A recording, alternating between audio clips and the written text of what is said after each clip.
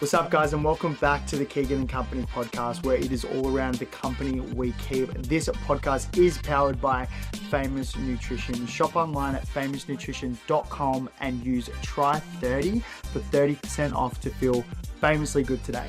Enjoy the episode. Chris Barnes, welcome to the podcast, brother. Gigs, thanks for having me. Mate, there's we obviously we do a lot of conversations on this podcast with academics and professionals and athletes. But this one today is one that I'm really excited about, mate. It's so, because it is so unique, and it is something that I feel personally is a bit at the forefront of I guess, like, human performance and recovery. But for the listeners who are listening, who are like completely new to this space, first of all, what is it that you actually do? and more so, probably, why should they stick around and listen to this podcast? Absolutely, mate, because it's so exciting, right? Like, it's health optimization, but it's understanding yourself from a deeper genetic level. So what I do, I work with busy men and women to identify their genetic needs to do with diet, supplementation, all the things that impact our health, right? So hormone systems, brain health, anxiety, depression. We all carry slight variations with our genetics. By understanding your blueprint, and then you know how to be more strategic with the way that you eat, the supplements you actually need, and then just how you handle stress and emotional regulation better. So it's so broad, but for so many people, it's so powerful. And I've realized how impactful understanding these needs are and then supporting them. So from a practical level, I guess it's doing a DNA and epigenetics test to understand what our actual DNA is and how our lifestyle is actually affecting our overall health. Is that kind of spot on?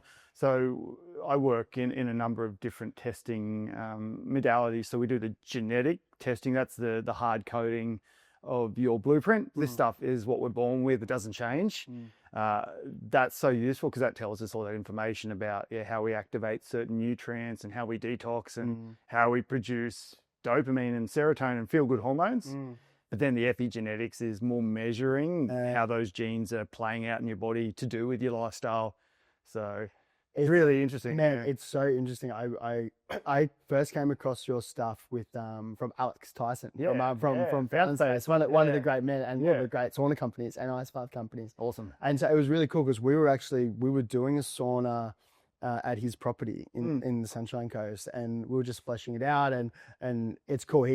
Alex is an expander, right? Like, thinking big picture and big ideas and how we can be the best possible humans that we are. So, when you get those people, you just have those like really cool conversations with. Absolutely. You know, he's a wealth of knowledge and great energy to be around. And we were talking about, and he was telling me about this test that he'd done, and he's just like, yeah, mate, like I did these two tests. Like, one test measures my hard DNA genetics, and the other one was like my lifestyle factors. And he's like, it was really interesting because my biological age was older than my actual age. He's like, I was like, I probably should check with him if he doesn't mind me talking about it. I'll check. We can edit that out. We can edit it out if he doesn't like it, but I'll check. I'm sure he doesn't mind. But essentially, what he spoke about was just like, because he's done a certain number of lifestyle factors that inhibited his aging earlier on in life, he was later. But because of his getting into like saunas and wellness, and he eats really cleanly, he's got a really beautiful lifestyle, he's got a beautiful family and connection. He's like ticking all those boxes. His pace of aging was actually slower than a calendar year, whatever it was, 0.5, 0.7, 0.8, whatever it was. But when I was having that conversation, I was so intrigued, and I was like, well, for me, like, I want to be, I think all of us that are even listening to this conversation, we want to be the best possible humans we can. We want to be the best partners. We want to be the best dads. We want to be the best business people, best employees, whatever that thing is.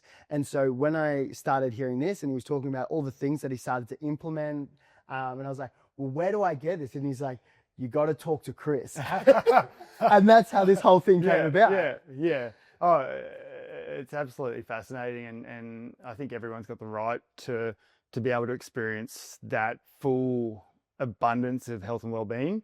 And the reality is that a lot of people aren't living in that at the moment. And a lot of it's to do with being out of alignment with how to support their unique dietary needs. They're toxic, they're inflamed, they're not producing enough of those really good chemicals in their brain to be really balanced and resilient. And we can really precisely now measure those needs, and then also identify imbalances in your system at that cellular level. So we're actually measuring beyond blood. We're going to the DNA and how they're expressing, so turning on and off, and with really sophisticated algorithms now, we can predict aging and whether you are in a state of accelerated aging, because a lot of people probably don't realize that the number one risk factor for most chronic disease is biological age. Accelerated aging, you see, as we age, disease goes up, but that can be you midlife, but biologically you could be 20 or 30 years older.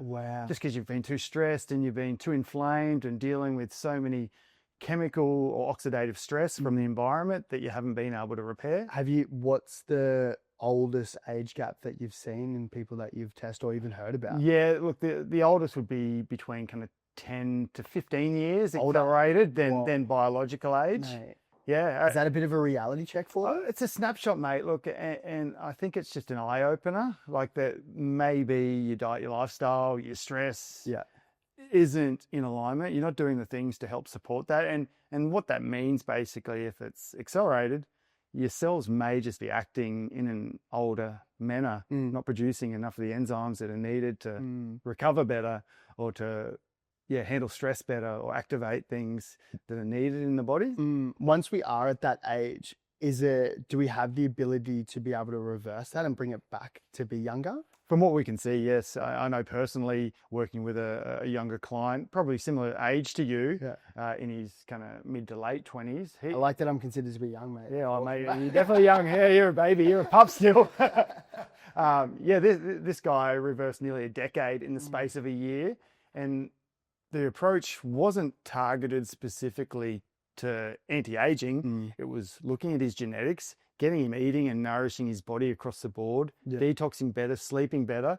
And remarkably, one of the big factors that he identified was that his relationships in that period had improved. Wow. And we're seeing that in epigenetic reports and studies now, that the effect of the emotional health and relationships is a powerful modifier on that whole space.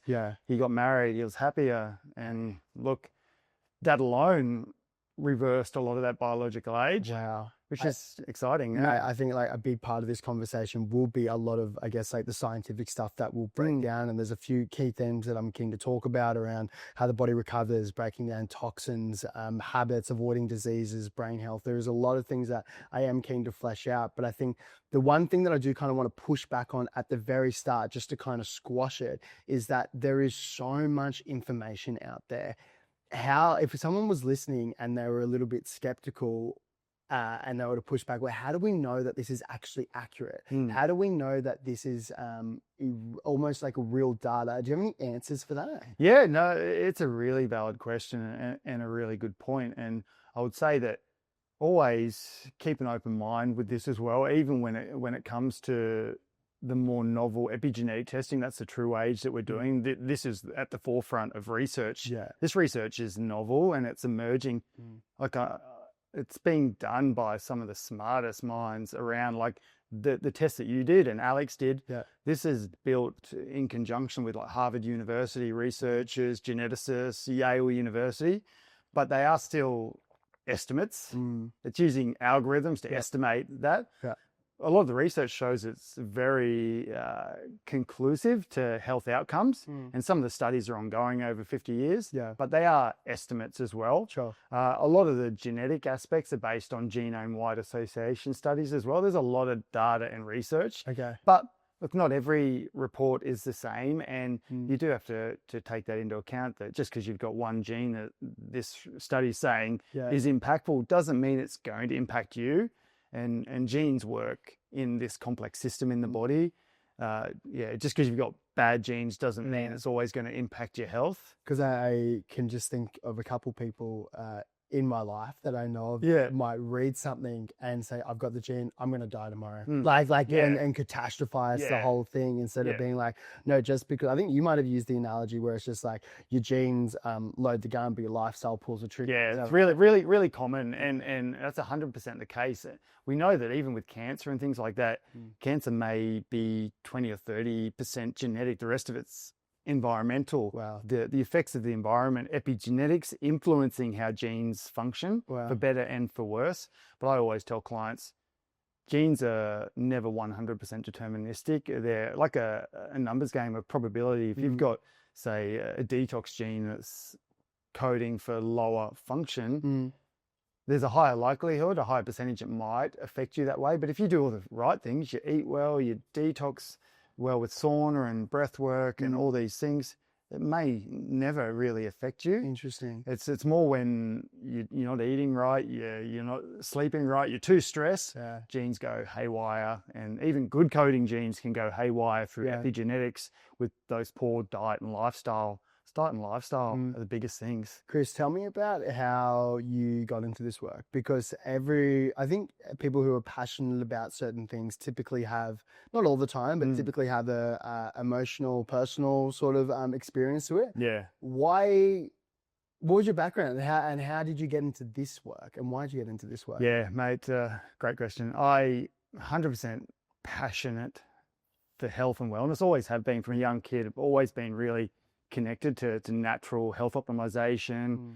I remember as a teenager, like when creatine was not even on the market, and I was playing footy at the time, and I was like, I heard about this thing. I was getting it from a university in Lismore. They were just making it there. That's so at the forefront. It was crazy, right? Now I think back and I'm like, I was a little biohacker in my 13 or 14-year-old. Wow. But just have always, it's something that's really been a passion for me, just natural health optimization.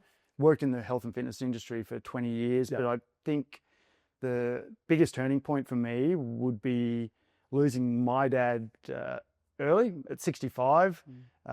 He wasn't a healthy guy, great businessman, but didn't really look after his health, didn't exercise, didn't probably eat well. And he died really suddenly on me. And it really kind of made me reassess, because I was running a gym at the time, and I didn't really feel like I was helping people to the extent that they needed to. Like, I was trying to get Dad back into fitness. He'd been 9 years post-cancer survivor. And just obviously his health system wasn't where it needed to be. And something went haywire. And I started looking into more natural health options. Naturopathy, I went and studied a health science degree, very similar to naturopathy, but then went across to America and went to a really big, it was a paleo health conference, and met a doctor over there who had an academy which was training people up in epigenetic coaching, which is what I do, understanding genes, but then understanding how to influence genes for better expression, upregulate genes for better health. And it was all geared around longevity. And I'm just like, wow, this makes so much sense. Like, I've been in the gym game for so long.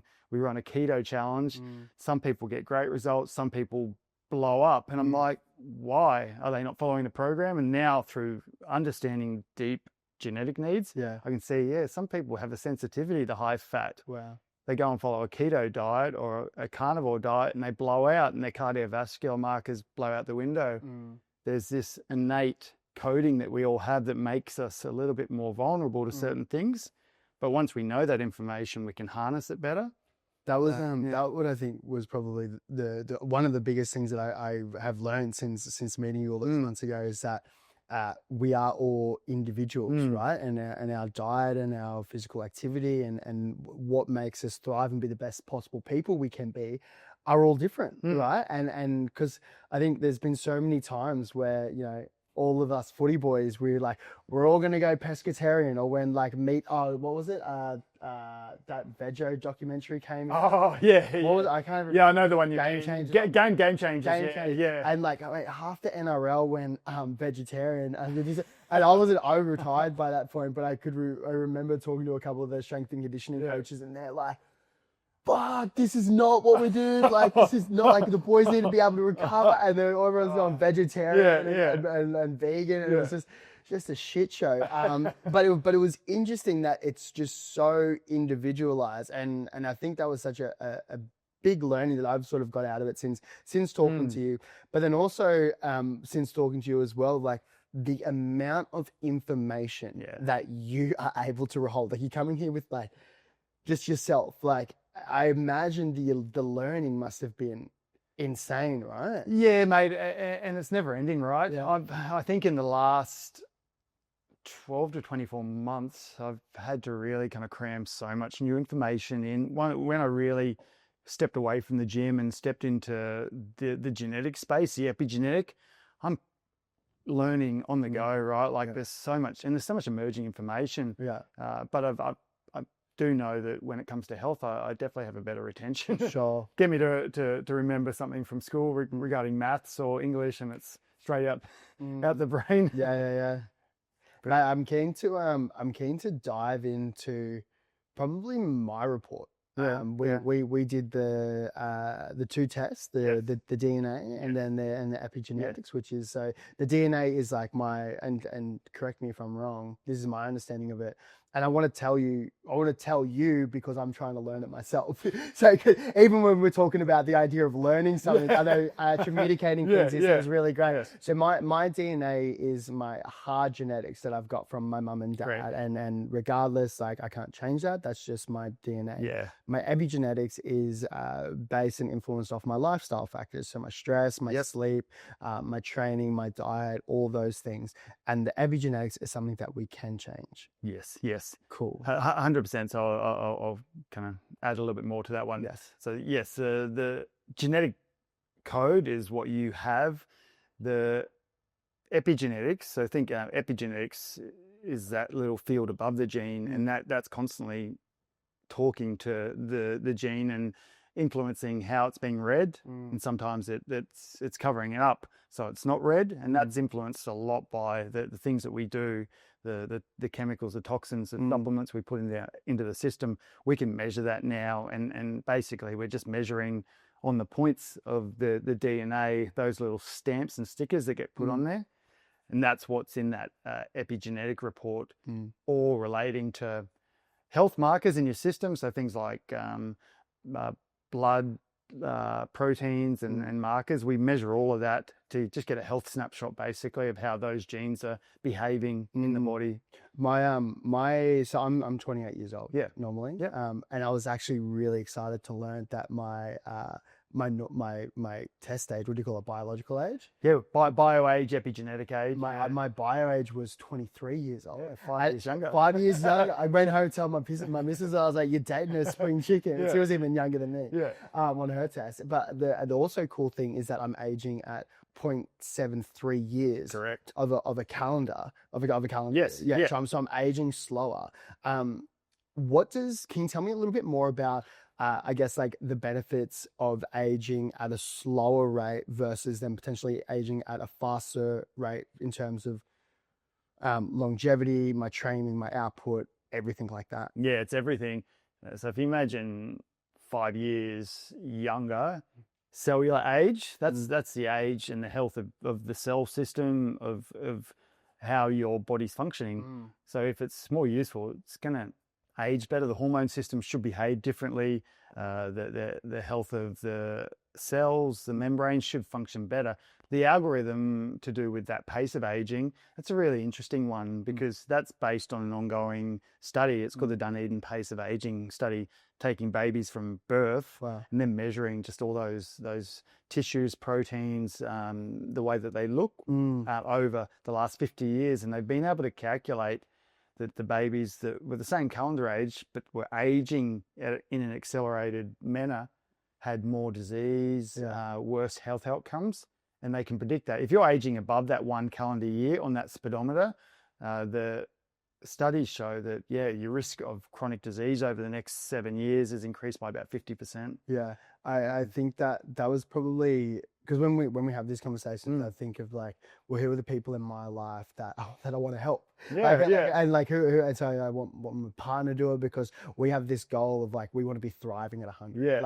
And that's like our little guide. She's like a little biohacker as well.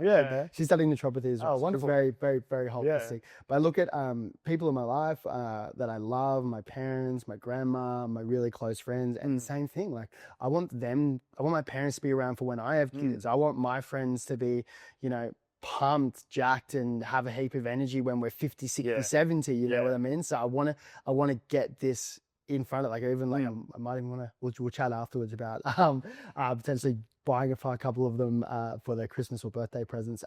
That's where I want to go with that. But when I think about, I guess, like introducing this stuff to them, or even like not selling it to them, how do you think I would go about that? Because a lot of these, especially the older generation, they're stuck in they're stuck in habits. Like they love getting on the beers on the weekend with their family, or with their mates, and they, you know, eat the same shitty foods and the same shitty oils, and their toxins have like run all through their household. Like, how would I guess, navigate that with them, do you think?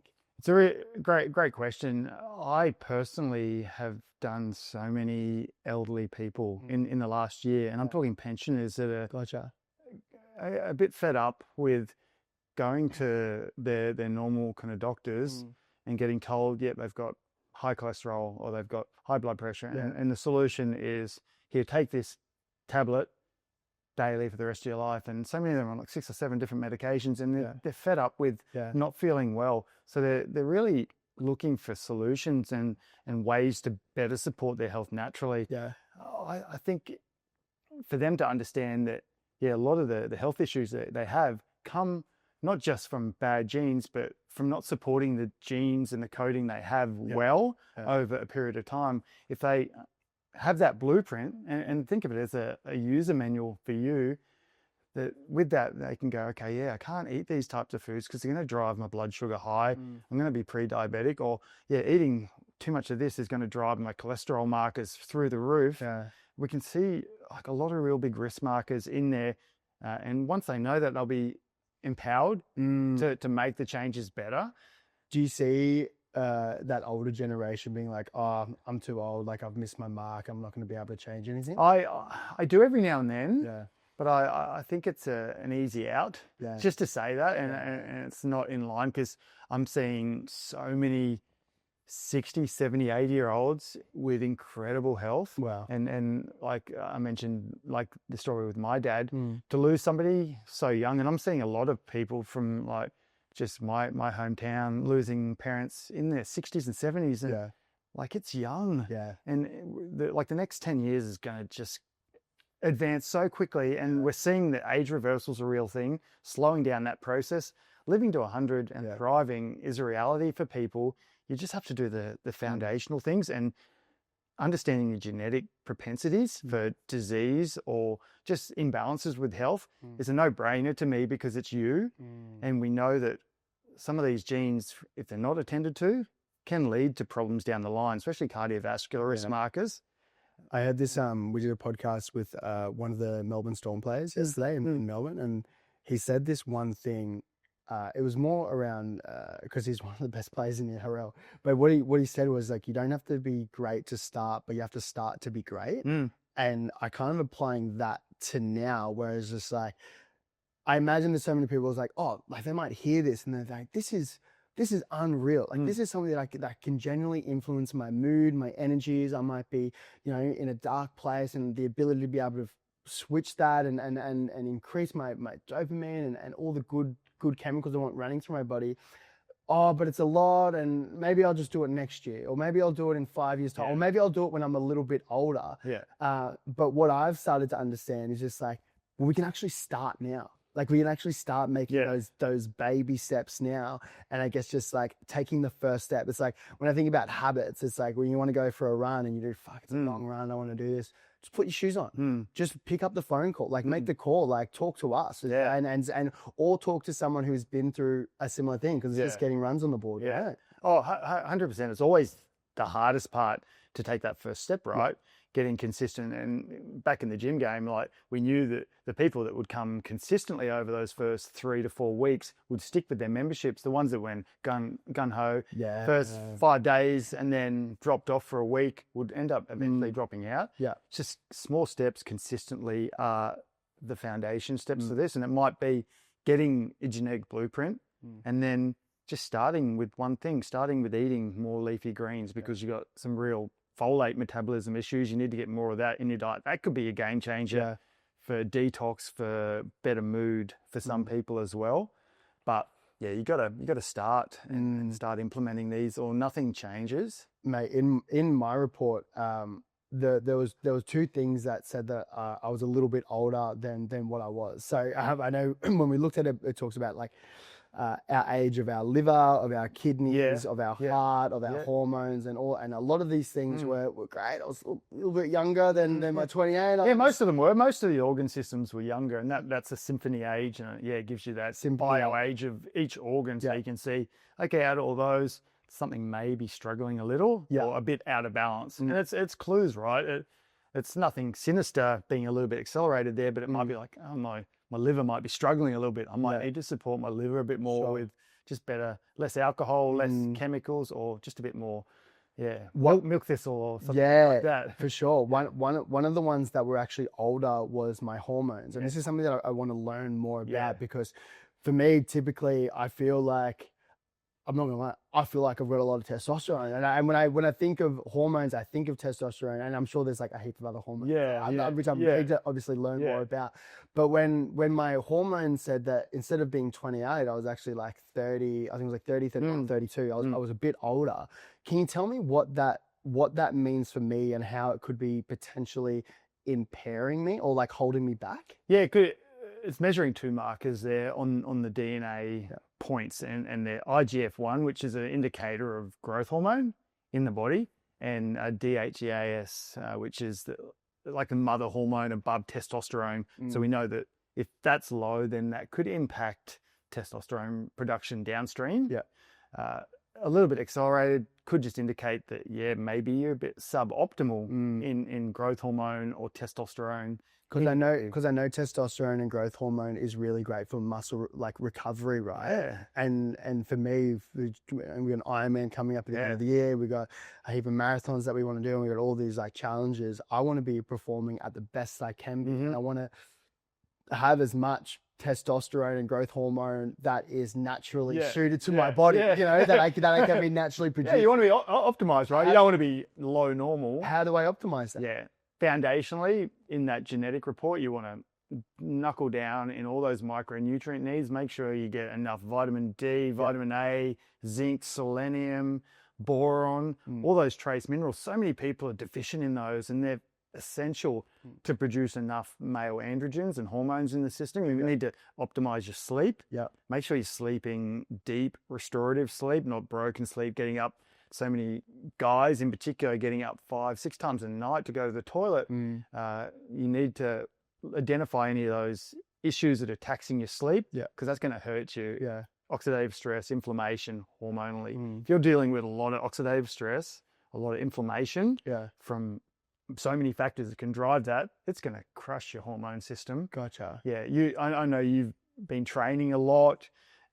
You do have some genetics around increased inflammation as well, but it's common for a lot of guys to be having issues with testosterone and hormones. And a lot of it is to do with the environment, right? Toxins, chemicals, plastics, endocrine disruptors, they're everywhere as well. So you've got to be mindful of like not drinking out of plastic bottles, heating your food in plastic containers, wrapping in Glad wrap all the time. All those things are thieves when it comes to testosterone, optimized testosterone. That's so interesting because breaking down toxins was one of the things that I want to talk about that we'll circle back to later. I think there was so many parts of that we could probably spend an hour podcast on alone, Oh, we can come back. We can do another one. Part 2. We'll talk part 2. But when it comes to, I guess, like the foundations, because even like all of us, we're like, oh, I want to do all the little 1%ers, right? Like I want to, get the biggest and best like health recovery device, and I want to get all the gadgets and all the things. But I think getting our basics down pat is probably will have the biggest influence, right? I remember talking to you about that. What do you think the biggest key basics that we should be hitting every week that are almost like non-negotiables to bring down our biological age, and probably more so after that question, like getting our hormones to be optimizing the best they can? Sleep. Yeah. So many people are not sleeping well. We need to be getting 7 to 9 hours of good restorative sleep. And when I say sleep, going to bed and waking up consistent times, not every night going to bed 2 hours later, getting up an hour too earlier. Really consistent bed and wake cycle is foundational for good circadian rhythm and hormonal governance in the body. And sorry, you already interrupt. What are your tips and tricks for that you would tell people, or someone who would come to you and is like, I've got kids who aren't sleeping, or I'm trying to cram everything into my day. I need to get up at 4 a.m. Like my kids are waking up. Like, any advice? Yeah, look, I'm a dad of 3, and I'm still dealing with that with a 10-year-old that gets up early, goes to bed late. Yeah, it's challenging.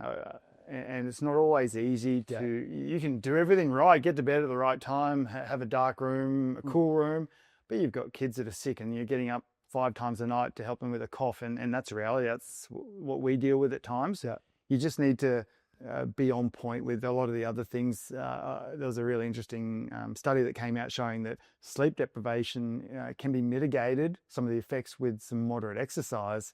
So if you're not sleeping well, make sure you make up and you're not thrashing yourself. You get out and go for a brisk walk in the sun. Gotcha. Doing these other things that can help. Get a meditation in at some point during the day. 30 minutes or 40 minutes, shut off or lay in the sun and just try and rejuvenate a bit that way, just to calm down. So just having other contingencies in place to help when you're not sleeping well, because you can't control everything, especially with kids.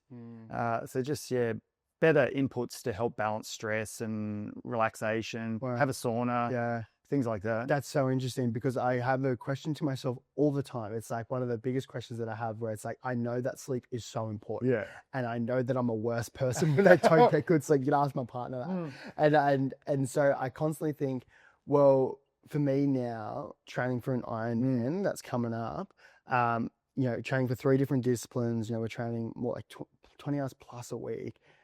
Do I wake up earlier in the morning to get that run, cycle, swim in, or is it more beneficial to not do that and sleep in more because I haven't had enough sleep? Like, say if I get home late one night and it's like 10 o'clock and I was like, oh, I've got to be up at 4 a.m. Like, do I just take that extra hour, or do I go for that brisk walk? What do you think?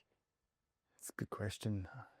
You do, and sometimes having metrics where you can measure like your HRV and your recovery, whether it's an Oura ring or a Whoop, can give you an indication of, like, if you wake up and you haven't recovered well and you feel really flat, maybe having the extra hour is good, or even just modifying that training run. Just so you're not going out and pounding a stress system. And I see that in people as well, like they're not recovering well and then they go and throw themselves back into a really high intensity training bout and they really tax themselves. You do have to use your own judgment and intuition on how you feel. Gotcha. If you haven't slept well and you're getting up to go for a lengthy training session, might not be the best for your system. Can you modify that and make that up on another day? Yes. But I do say trying to get to bed and wake at the same time most often is going to be beneficial to how you function. We did a couple podcasts over in Boston with the Whoop team. Their head of Emily Capitalupo, who's the head of research, algorithms, and data. That podcast is available, and it was really cool in terms of like understanding sleep and HRV and everything like that. And one of the big ones that I learned was like that what you just said, the going to bed at the same time and waking up at the same time. Sleep consistency was actually found to be more beneficial than sleep duration. Which is what they found. And when I was like, what do you mean? They're like, because everyone says you need 8 or 9 hours. Like, she's like, yeah, you do. But the fact of you having your bedtime set at like 8, 9 o'clock and being consistent with that is just so beneficial for like pretty much all factors. Oh, absolutely. I can relate to that, right? Like if I for some reason don't set my alarm and I sleep through like an extra 2 hours longer, Yeah. I feel horrible. Yeah. Like over the rest of the day. And some people genetically can get away on a shorter sleep cycle, like 6.5 hours for some people is all they need. Really? To Is that thrive. common? When I was doing some of the different genetic reports looking at that specific chronotype with genes, it was quite common in people. Yeah. Your report didn't show that. I need sleep. But you need more sleep. Gotcha. You need 11 hours. No, I'm only joking. Yeah. Sorry, going back to the other question, food and stress would be some of the biggest things for foundational. Because all of those, if you're not sleeping well, you're not eating a diet that's balanced with really good whole foods, lots of antioxidant rich, like plant and fruit, rich source of protein, good fats, low processed foods. That's going to impact you from a biological age standpoint. And stress is one of the quickest ways to age fast. Yeah, stress and diet is definitely two things that I'm keen to talk about. Before moving on from the hormones, we mentioned growth hormone and testosterone. Yes. Yeah. How you mentioned cutting out plastics and microplastics and all the things. What are some other ways that and sleep quality is really important. What are some other ways that I can increase my testosterone and growth hormone naturally? Yeah. There's natural ways to boost luteinizing hormone. That's a precursor for testosterone. So there's herbal extracts. There's one called Tonkat Ali, and another one's Fedogia, which can boost it. It's not going to send it sky high, but it can just increase, even if it's a few percent or a 5% increase in luteinizing hormone, a bit more testosterone. The other things you can do are test boosting, growth hormone boosting, peptides. And that's something that's really popular these days. And if you're not a professional athlete, then it's at your disposal. You can do that if you're open to optimization. Tell me about when it would be best to do that, because I know that our testosterone actually drops like when we get older, right? Like on the other side of 30, typically we drop, and I think I want to be doing this. I want to be training the way I am now when 40, 50, 60 years old. So I was like, like supplementing that would be great for then. Is there any dangers of doing it too early? I guess the positives of things like some of the growth hormone releasing peptides and even the luteinizing hormone peptides, which will boost just indirectly, they only boost it to useful levels. It's not shutting off your own natural supply of these. If you abuse them and use them every single day and had none of your own production, maybe you might suppress somewhat, but you're not putting direct growth hormone in or TRT directly in, which can suppress. Gotcha. And look, I'm not opposed to the others under the right medical application, but I get a lot of young guys that I've worked with that have seen the appeal of going straight to that. They've done their labs. They've got really low test. It's quick to bump it straight up, feel great, but at what expense? You're going to have to stay on that long term, and you still got the holes in your ship, right? You're still leaking natural production. Why? You got to ask the question why, and that's why I love what I do, because I get deeper to the why you might be deficient in these things, why you might be struggling with hormones. I would say give yourself 6 months. Eat better, sleep better, tidy up your diet, put some great supplements in there, put some peptides in there. I would be highly surprised if in 6 months' time you don't feel wonderful. If you did those things consistently, just takes a bit of effort, right? And you got to be disciplined and do the work. I got a buddy, he's works so hard, like bed at midnight, up at 4 in the finance game, like just overworking because he wants to set himself and his partner and his family up. And he was talking to me about for the thought of testosterone boosters and getting stuff done, and I just laughed. I was like, brother, why don't you look at all your other factors first instead of get your slate? And obviously, I'm a novice, I don't know anything about anything. That's why we're doing these chats. So I was like, brother, why not just get really great quality sleep and maybe fix up your diet a little bit and throw in a little run, a little gym session, and then see how you feel. It's just I think we're constantly trying to get that little quick fix, right? We are. definitely in the age where people want everything now. Yeah. And look, we can get quick wins now, Yeah. especially with those kind of things, but Yeah. you can get lasting wins a little bit slower. Yeah. Just doing the foundational things. And I Mm. think long term it's going to be better for you because you're going to have more natural production, Yeah. which your body has to respond better to. Mm. If it's more youthful, Yeah. biologically more youthful, and your hormones are balanced because you've naturally been able to produce them, has to be better on the whole system, right? Yeah. Than synthetically or artificially raising them up. Yeah. The other systems are still not functional the way they need to be. Yeah. It's a last resort in my eyes. Mm. If everything else has failed, go for it.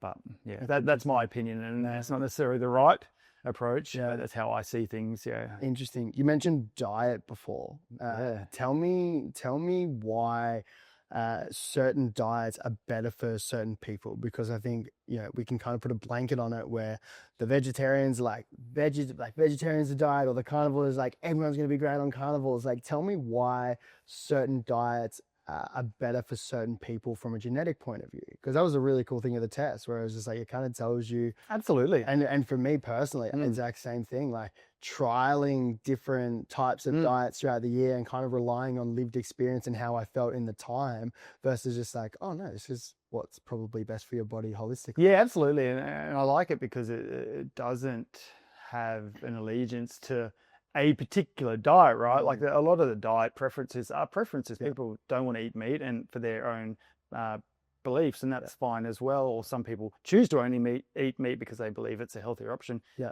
Understanding the genetics kind of shows that, like, some people have a really good preference to an overall balanced diet of macros, good protein, good fat, good carbohydrates. Some people genetically have certain genes that can drive insulin resistance, poorer metabolism of sugars. So they really need to stay away from a lot of the carbs and refined carbs.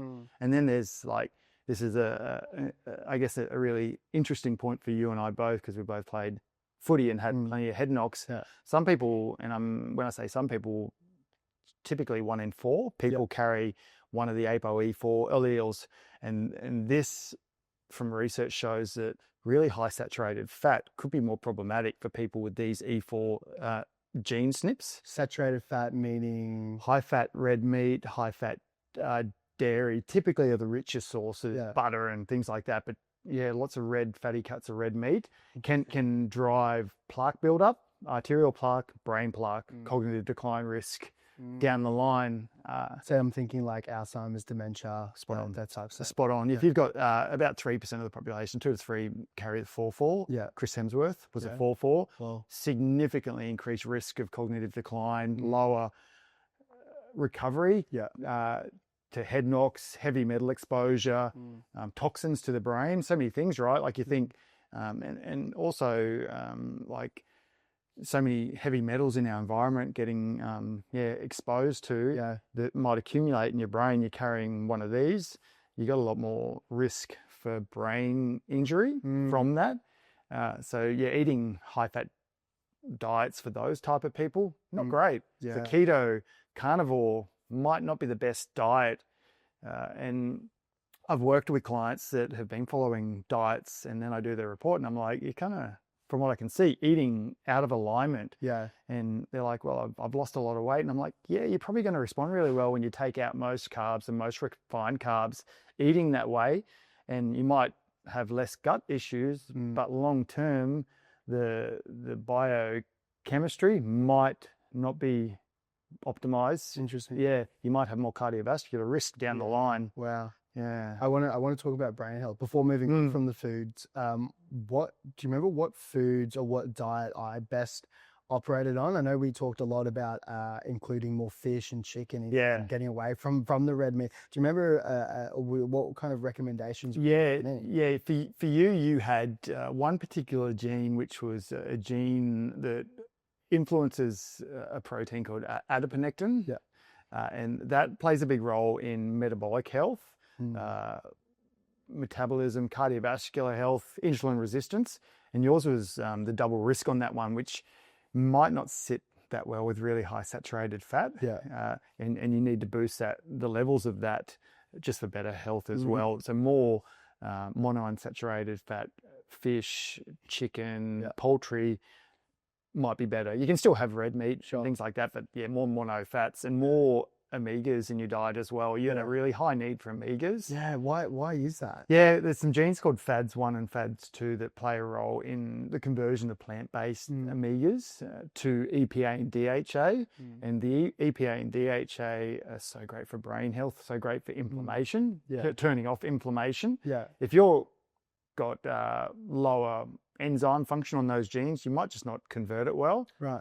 So you might need to eat a lot more fish or supplement with a lot more fish oil to get the levels where you need to be. And your True Health report, which measured your nutritional status, it actually showed low omegas. So it was kind of like stacking up.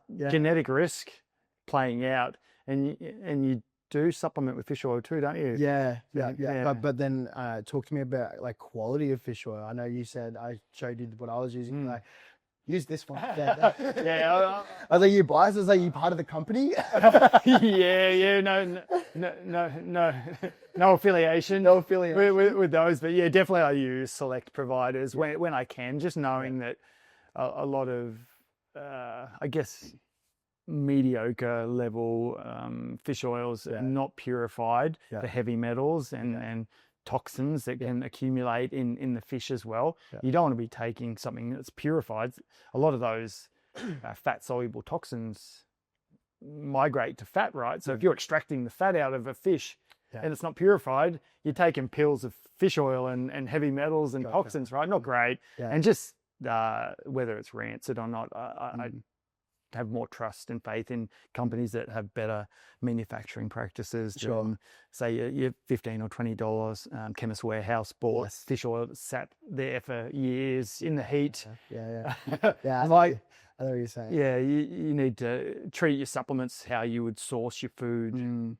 High quality, spray free, chemical free as best you can, and use your supplements strategically. It's so interesting, like having the couple of conversations that I've had with you in the lead up to this, going through my report and understanding it. It's kind of like there are certain things that while I think is good for one pillar, it's actually really great for a lot of different pillars. So when we talk about omega-3s and fatty acids and supplementing with fish oil, it's like, yeah, that's not only great for my body and that's the diet I need, but we mentioned brain health and how important it is for that. And it was kind of like, certain things that we can do, because I was like, there's so much information here. I was like, well, where do I start? And I kind of looked at the ones that were crossing over multiple pillars. And the fish oil was something that was super interesting. I looked at the you mentioned brain health, and you mentioned the APOE4 gene. And to be honest, I've heard of that gene before. I did a little bit of research when I got medically retired from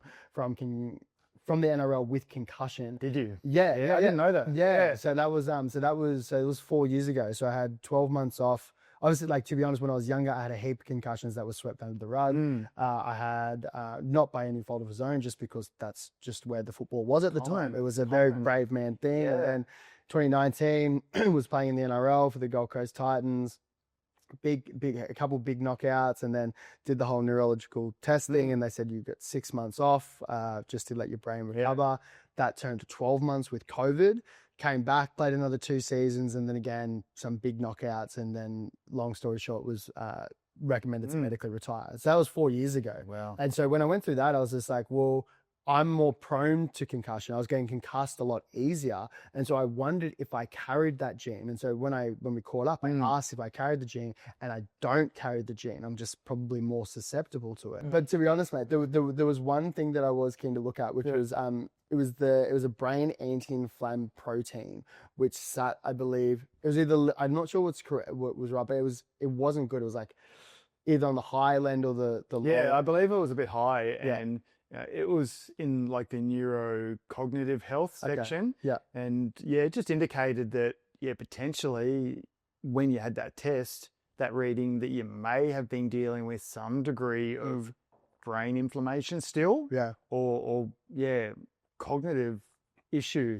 Which is interesting, just now knowing, I guess, the extent of your head injuries. So just, more reason to support good brain health. Lots of anti-inflammatories, and there's more beyond fish oil. There's really targeted anti-inflammatories. I know that You've got some BPC, Yeah. one of the best Yeah. for healing any Yes. injury, especially brain tissue. Mm. Anyone that I'm pretty sure the NRL's banned it.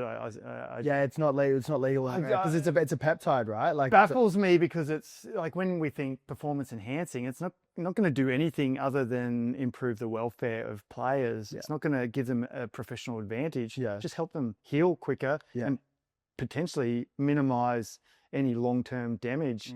It should be a necessity. They should be spraying this in their mouth straight away with concussions post-game. Yeah.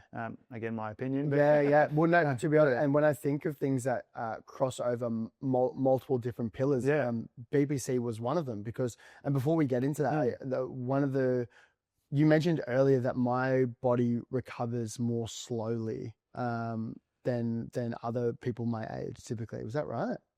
I think your recovery in the performance section was actually okay, but you definitely carried some increased inflammation genes. Yes. So there's IL-6, which is a pro-inflammation chemical, a chemical messenger in the body, released in response to inflammation, and that could be chemical, stress, injury.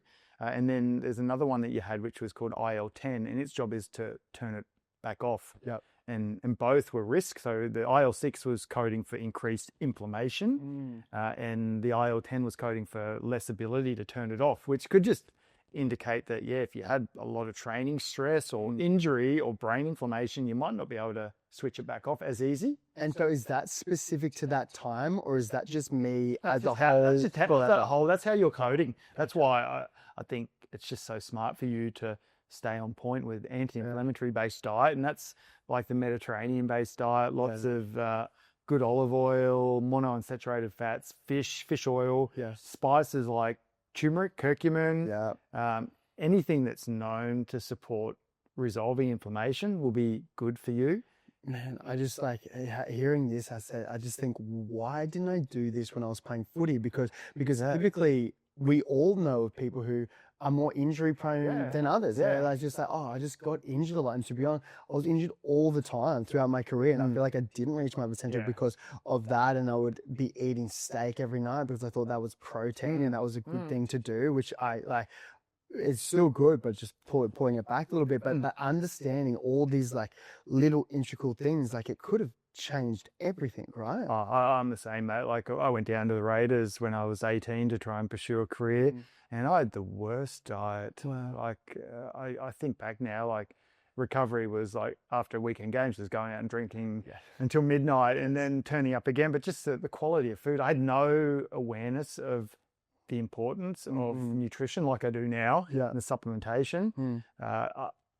I honestly believe that if players adopted this information, they could get the edge that's needed to recover better, to grow better, to perform better, and just to better protect themselves if they do carry some of those risks.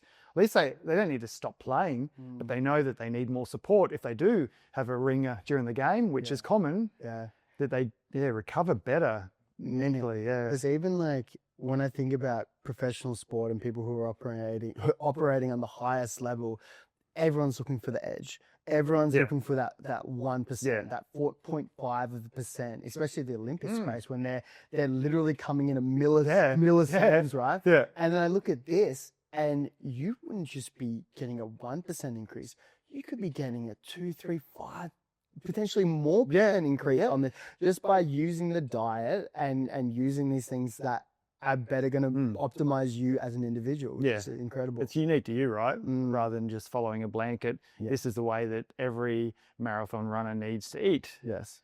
Or performance athlete needs to eat. It's I get that. Foundationally, a lot of principles can work for most people. Yeah. When you're after the 1 or 2%, you need to kind of narrow down into those genetic needs. We mentioned BPC 157, which is a peptide, and for me, in rugby league or in professional sport, when I heard peptides, I thought bad because there was a guy who had a bunch of hamstring injuries, and he used peptides, which was you're not allowed to in professional football. No, it was called, I think it was Jared Mullen.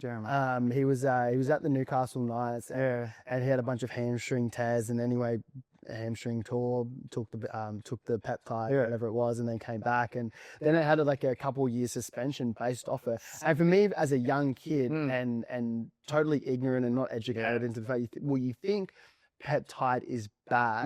Can you actually tell me what a peptide is and what BPC 157 is? Yeah, I can. Yeah, so peptides are strands or strings of amino acids. Amino acids are what make up proteins. Our bodies make these peptides in all tissues. We have specific tissues that make them solely, and they're often known as these bioregulators.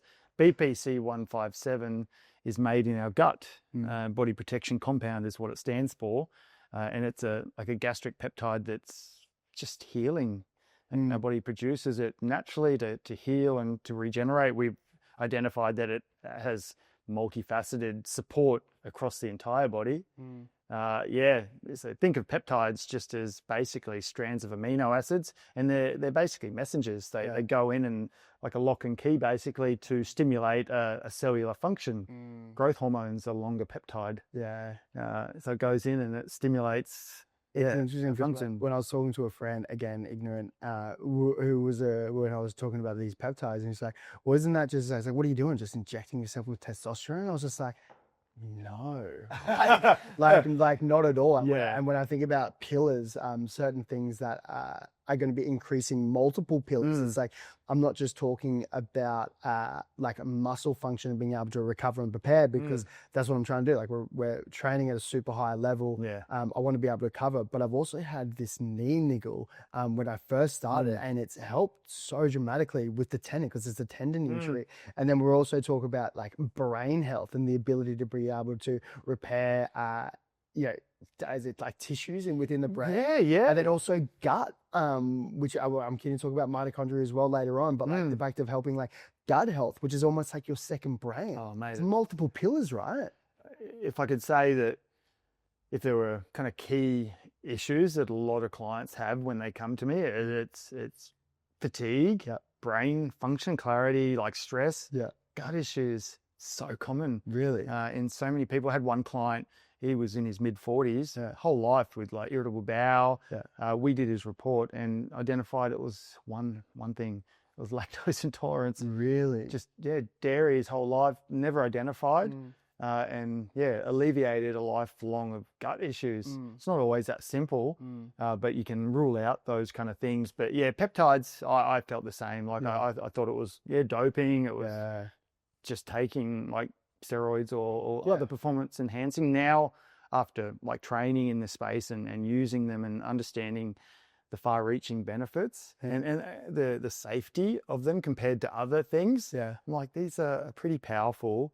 They're accessible, and they can really help people, and not only just with performance. I'm talking like people with like leaky gut, so taking things to heal the gut lining, or if they've got some really chronic low immune status in their body, there's immune boosting peptides specifically to rebalance and boost low immunity, so you're not getting colds all the time or just constantly sick, which so many people are. Is there any downfalls? Because I look at this and I think, well, this is just great. Like, why doesn't everyone take this? But is there any downsides to this?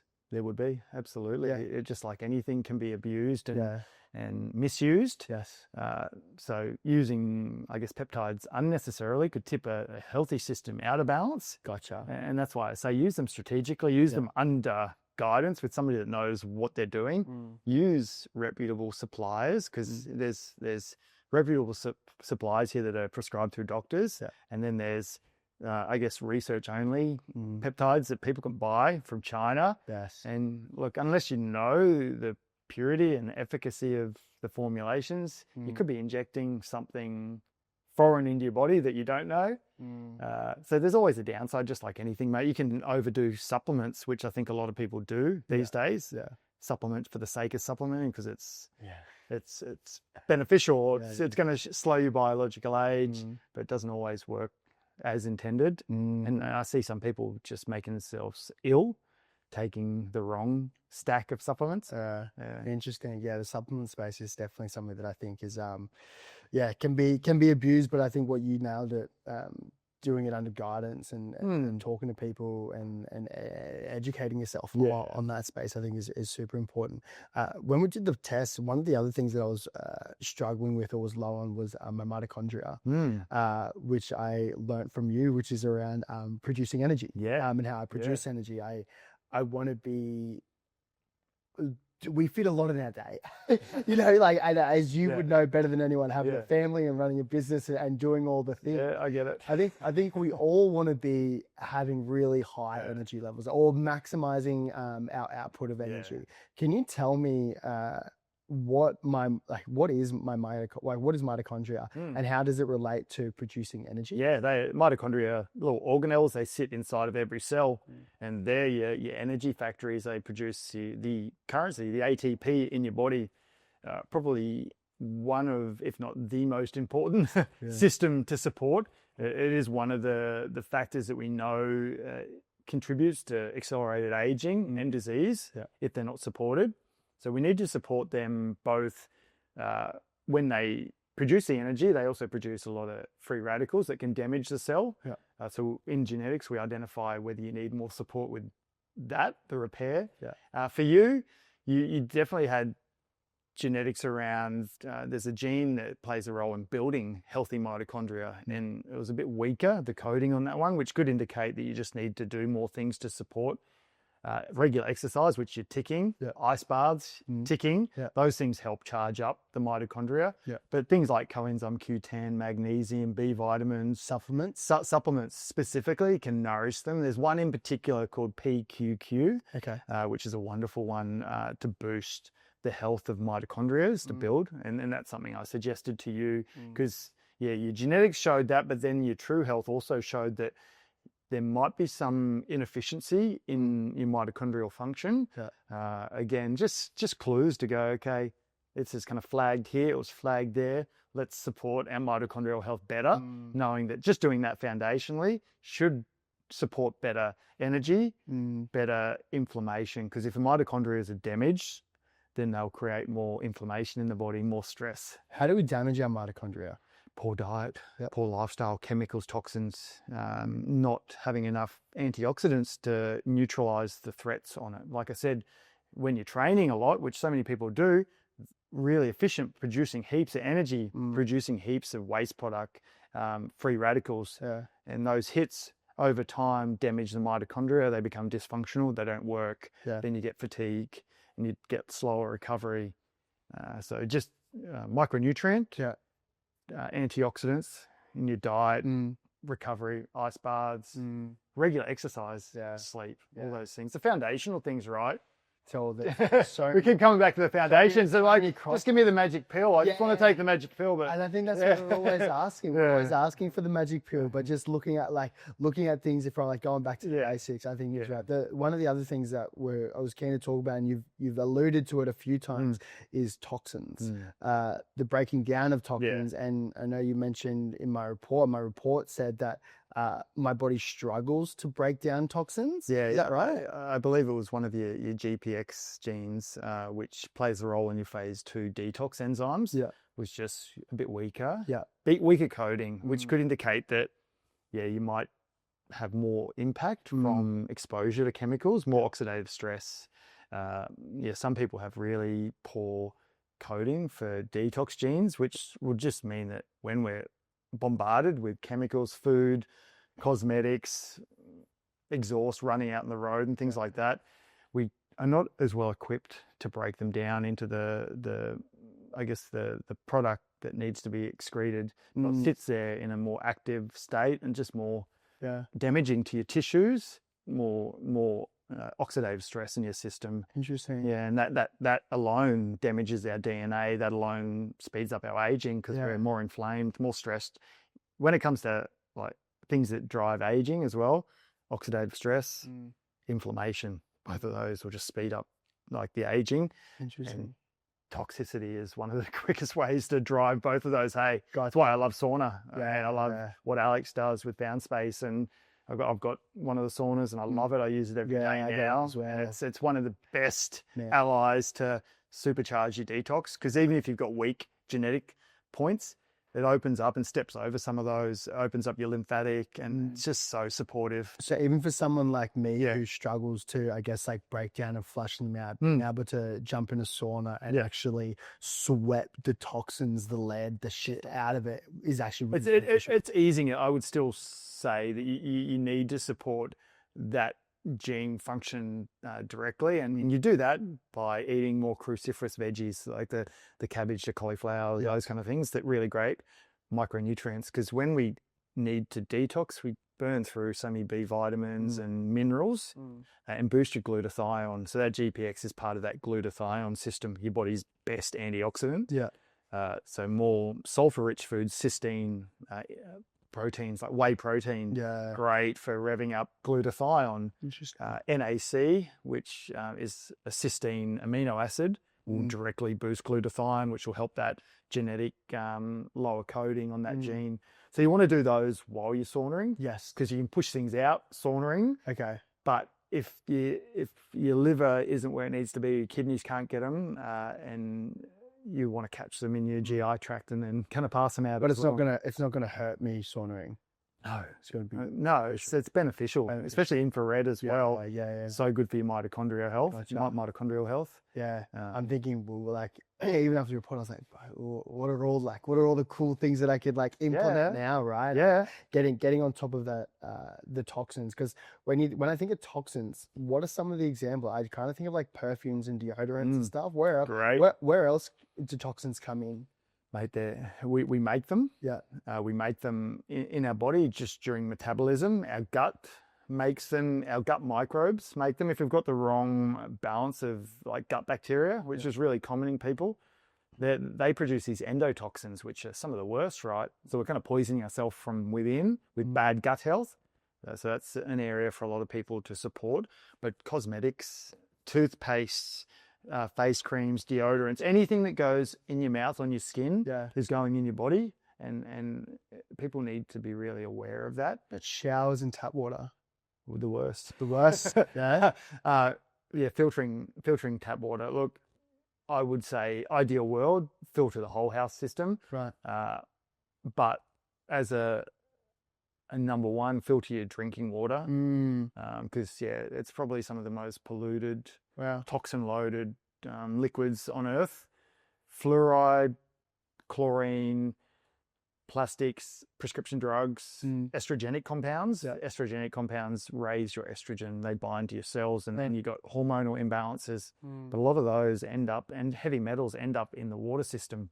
Have to filter your water system. How do you filter your system practically? I've been drinking spring water recently, but prior to moving, got a spring out back? No. How do you get it? No, man, just down at Burley, Alka Springs. But I do have a reverse osmosis system that we haven't installed in the new house, but our old house had a reverse osmosis remineralize. Cool. That would be the most cost-effective way to do it. Important to remineralize it, because the RO system makes it quite acidic because it takes everything out. Sure. But that's good because it takes all the impurities out. You have to remineralize it, restructure it. Okay. Is that just something that goes? Yeah, it's just under the sink. Interesting. Yeah, it's probably the most cost-effective if you're living there. If not, just find you can get bench top RO systems, or just spring water. Interesting. Something filtered. It has to be filtered because it's loading your body up with toxins, and I see it in people like that just drink tap water every day and do all the things that are not conducive to good detox. I'm like, how are you getting these things out of your body? You're not. And one of the things that happens, right? They find that they put on more body fat because the body's like, okay, I've got this toxicity that I can't get rid of. We'll just push it into fat cells. Really? And store it. Drives. I would never have thought of that. It definitely helps detoxing for weight management. Wow. And one of the things that we used to see in the gym as well, if people were losing a lot of body weight and their liver was struggling, their fat loss would halt because when they burn fat for energy, they release these toxins again, and they couldn't get rid of it. And so it's like a vicious cycle. So you're telling me I could lose my belly? Is that what you're telling me? Yeah, of course you can. Of course you can. Telling me? Of course you can. Yeah. Just got to watch those carbs. Yeah, that's true. Mate, it was so funny when we were having the second conversation the other day, and we were talking about like breaking down toxins. Yeah. My partner, we're about to move into a new place on the Gold Coast, and we want to be like she wants to be toxin free, which I'm all for. And we were talking about how my body doesn't break down toxins that well, and we're talking about all the things that we can do, and they could just see her smiling at me in the corner. Yeah. And she just says like, "Oh, this is exactly what I need." And then afterwards, she's like, "I'm actually glad that you don't break down toxins well, because it's actually made my life so much easier now." Look, I think it's good to note as well for like any of your audience listening as well. You don't need to be too pedantic to go and try and change everything. Yeah. Just starting with like filtering your tap water to begin with, or switching from drinking out of like plastic bottles all the time to drinking out of a glass or like a steel container. Switch your toothpaste from a Colgate to a natural one that doesn't have fluoride and doesn't have all the chemicals. Just bit by bit, all supports the system over time. Yeah. And you'll get healthier just by doing that. There's great natural deodorants now. Like I grew up Rexona, Lynx and stuff. The worst. Yeah, Africa. Lynx Africa. Oh, the worst. Oh, it's the worst. Now I smell it and I'm like, Jesus. Well, mate, to be honest, I've known this for a little while now, but I could never find a deodorant for me because I sweat so much, and I said, fuck, it's stinking. And I could never find one. And so that was the one thing, because I was like, I would rather put that stuff in than go out and stink and sweat. Yeah. But I found one that actually really works for me. It's called Wild. It's like it's like this. It's like a roll-on deodorant, and you get one cartridge. You get one sort of like cartridge, but you can like replace the little. It's a natural deodorant in it. Yeah. And it's really good. Like it deodorant, smells really great. I don't have any BO. Like it's actually awesome. Yeah, you don't want to go out and stink. No, you don't want to stink. No Pong's a good one as well. No It's in a little canister, and it's wonderful. Just a little bit of paste. Yeah. Lasts all day. It's awesome. Is there any, random question, is there any like natural colognes and perfumes? Because I imagine that's probably super high toxins. It would be, yeah. Most perfumes are not great, and you mentioned candles as well. Like they're really an issue as well. Don't know, mate. Like I went off cologne when I kind of started to go more into the health path that I did. I used to wear colognes, but if not, there could be a business opportunity there, mate. Very funny to say that. Well, because even my partner, she was up. We were having this conversation this morning. We went to the markets, had a beautiful little wine we were talking about, and she I think she might have tried a natural perfume. She's like, I can't find any perfume that sticks. Like there's natural ones, but they just don't stick, and they're not great. There's no like great ones out there. So who knows? Maybe there is something out there. Look, they've come a long way. Like all the like the face creams, and there's some really good like natural organic face creams. Yeah, it would surprise me if it's not on the market, but I'm sure it will be emerging. If it's not there yet. Man, there is Chris. There's been so much information here today, and to be honest, like I know we probably could have done an hour on each one of them, and the report is so in depth. Like I was trying to weave my way through it and understand it. I'm grateful to have you here to be able to break it down for me and really understand it. If you were to give, top 3 to 5 tips and breaking, I guess, summarizing like all these things from today and the report and just your learning, what do you think are the best 3 to 5 things that we should implement for everyone? For everyone? For everyone, holistically, because not everyone has the ability to go get the test done straight away. Yeah. I would encourage it immensely. Yeah. But holistically, if you're like, all right, what are the 3 to 5 things that I could just be doing? Yeah. What do you think that would be? Yeah, good question. If you have the budget or the ability to spend or to save like under $1,000 to get like a one-off test to do like a comprehensive genetic test. That's what you did, not the true health, true age, but just the genetics. Yeah, that would be definitely where I'd start for people, because then you know how to eat that's in line with your genetic needs, right across from hormones to brain health, emotional regulation. Yeah, start there.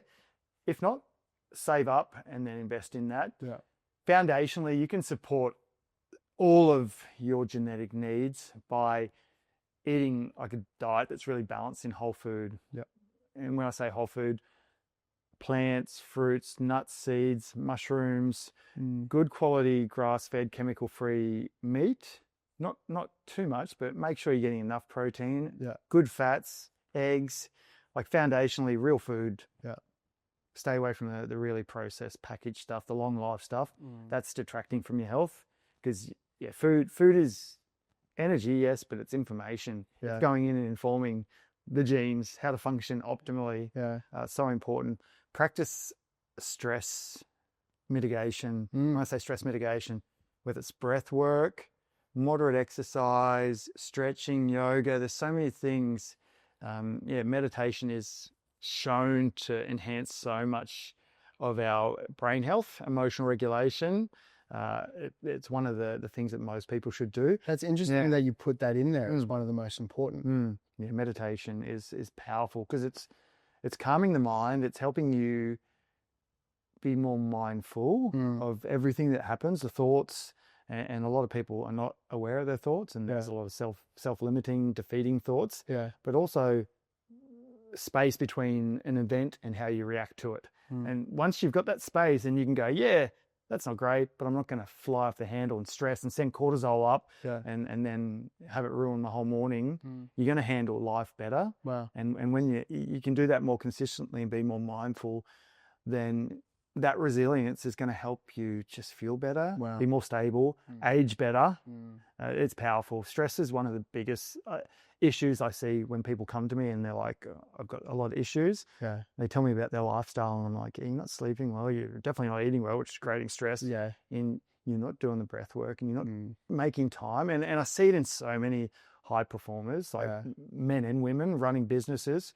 They know they have to eat well and take these supplements, and we do the report and they've got this information, but then old habits creep back in and they start burning the candle at both ends. Their training goes out the window.